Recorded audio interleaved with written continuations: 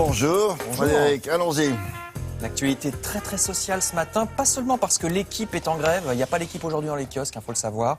Je vous en parlerai un peu plus tout à l'heure dans la revue de presse culturelle. Aujourd'hui ça va encore, mais qu'ils ne fassent pas ça demain, parce que si PSG gagne, ici ça va être un deuil. Hein, s'ils le lisent on ne pourra pas avoir notre une il faut marquée le magique. Titre en disant ça y est, ça commence. Magique toujours.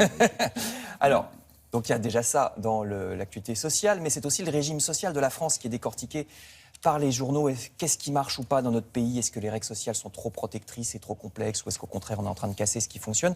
Vous lirez dans le Parisien aujourd'hui en France que le gouvernement réfléchirait à faciliter les licenciements économiques. Il s'agirait de préciser la loi qui actuellement est floue. Quand est-ce qu'un patron a le droit de faire un licenciement économique dans sa boîte sans risquer de se faire attaquer en justice par les salariés? Le gouvernement voudrait qu'une entreprise puisse le faire quand elle a 3 trimestres consécutifs de baisse de chiffre d'affaires. Actuellement, il n'y a pas vraiment de seuil précis, donc ce serait 3 trimestres désormais, mais c'est surtout l'Humanité ce matin qui fait son grand dossier sur les réformes sociales. L'Humanité, regardez, très critique. Elle estime qu'on est en train de casser la protection sociale. Alors, c'est vrai qu'en France, le code du travail est trop complexe, reconnaît le journal, mais attention à ne pas faire n'importe quoi sous prétexte de simplifier. L'Humanité critique par exemple le projet gouvernemental qui limiterait le pouvoir du tribunal des prud'hommes.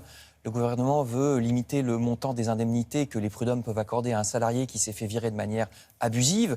Il s'agit de sécuriser les petits patrons qui ont souvent peur de payer des sommes folles aux prud'hommes. Pourquoi pas, dit l'Humanité, mais uniquement si c'est limité aux petits patrons et pas aux grandes entreprises qui, elles, ont les moyens. Et puis le journal critique aussi le projet sur les heures supplémentaires. Le gouvernement, vous le savez, voudrait que les heures supplémentaires, dans certains cas, ne soient quasiment plus payées davantage. Aujourd'hui, elles sont payées 10 à 25% de plus, les heures sup. Demain, ce serait fini. En heures sup, madame, monsieur, vous toucheriez le même tarif qu'aux heures normales. Du coup, dit l'Humanité, le patron n'a plus aucune raison de vous faire travailler seulement 35 heures. Vous pourriez passer demain, que ça vous plaise ou non, à une semaine de 40 ou 45 heures. Les salariés français ont-ils bien conscience de cela, demande l'Humanité. Autre son de cloche dans le Figaro qui lui aussi se demande si le système social français est trop généreux, notamment, vous voyez, du point de vue du chômage. Alors oui et non, répond le Figaro, ça dépend vraiment de ce qu'on regarde. C'est vrai qu'en France, on touche plus et plus longtemps quand on tombe au chômage par rapport à nos voisins européens. Mais attention, une fois que cette période d'indemnisation chômage est finie, la France devient beaucoup plus sévère que ses voisins. Vous êtes lâchés dans la nature, alors que dans d'autres pays, vous avez plein d'aides sociales qui prennent leur lait et qui n'existent pas au même niveau chez nous. Donc attention aux comparaisons. Malgré nos impôts très élevés, note le Figaro, la France n'est pas forcément le pays où on est le mieux protégé. Il est bon de le rappeler. Enfin, je termine en vous disant, avec le journal Les Échos, que sur tous ces sujets, les Français font de moins en moins confiance à leurs gouvernants.